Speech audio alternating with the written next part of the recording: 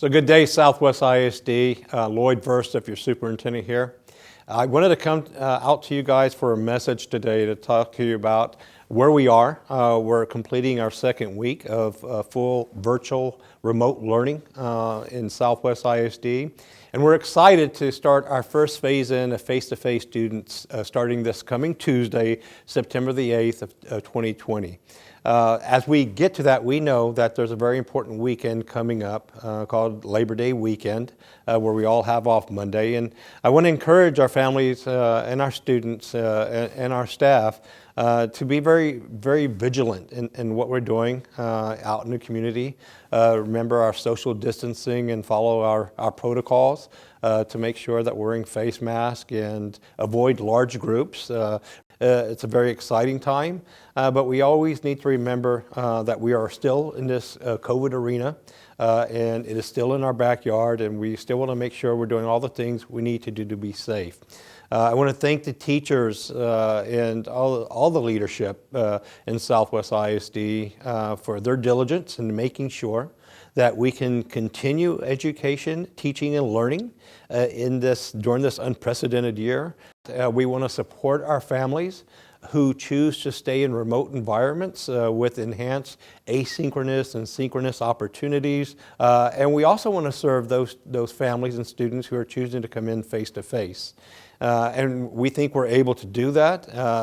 It puts a lot of planning and a lot of protocols onto our campuses.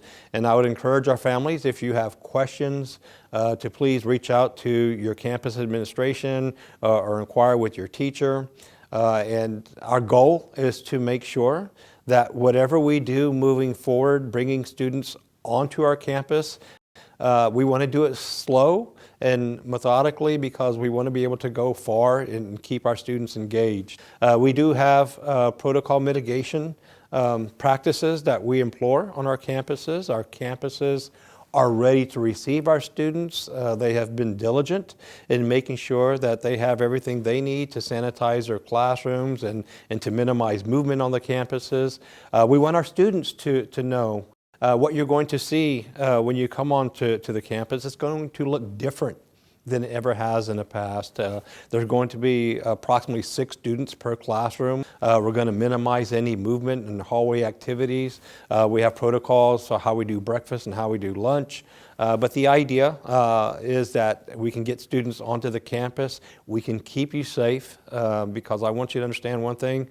The most important thing to us is your well-being and your safety, and we're always going to put that first. But we also understand that we need to get back to some normalcy. And so we're excited to bring in those students of the parents who chose face-to-face options earlier this summer, start with them. Excited to have our teachers welcome those students, and excited for those teachers to continue working with our students who are working remotely.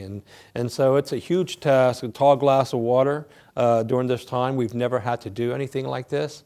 But we are positive that we can get this job done. We are positive that we will get through this time in our lives, this interruption.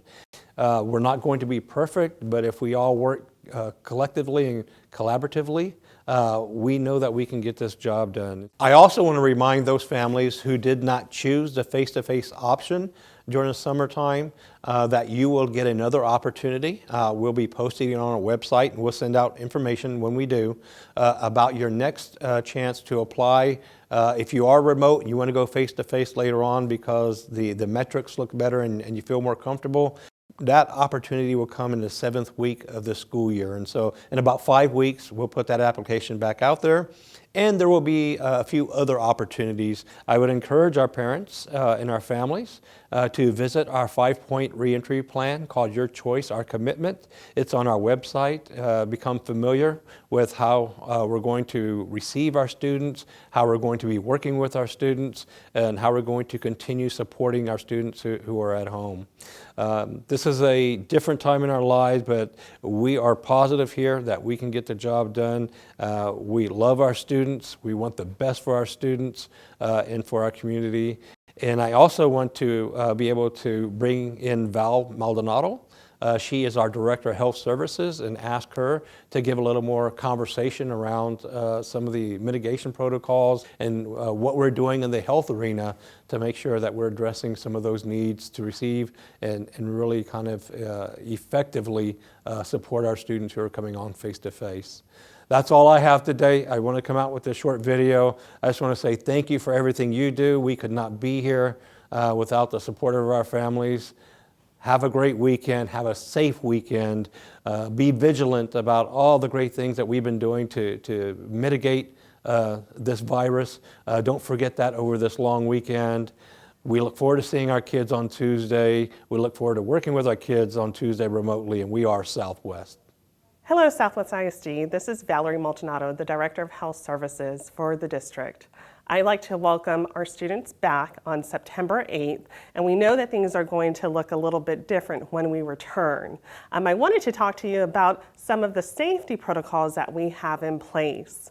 So first and foremost, we know that it's super important to make sure that we are all healthy when we return. So we know that it's super important to make sure we're healthy when we come to school, and it's definitely a team effort. So we are enlisting your help to make sure that your students are nice and healthy before you send them to school. So if your child is experiencing a fever, chills, body aches, muscle aches, sore throat, a runny nose or congestion that's not typical for your child, a headache if it's not typical for your child, any other symptoms like a new loss of taste or smell, cough, nausea, vomiting, diarrhea, any of these symptoms, COVID-19 symptoms that your child may be experiencing, please keep your child at home. Contact your doctor, seek further guidance, and if you have any questions in that regard, you can also contact your campus nurse. Also, if your child has been exposed or come into close contact with somebody with a lab-confirmed case of COVID-19, please keep them at home, and again, seek further guidance from your campus nurse. Some other things that we have in place are mask wearing.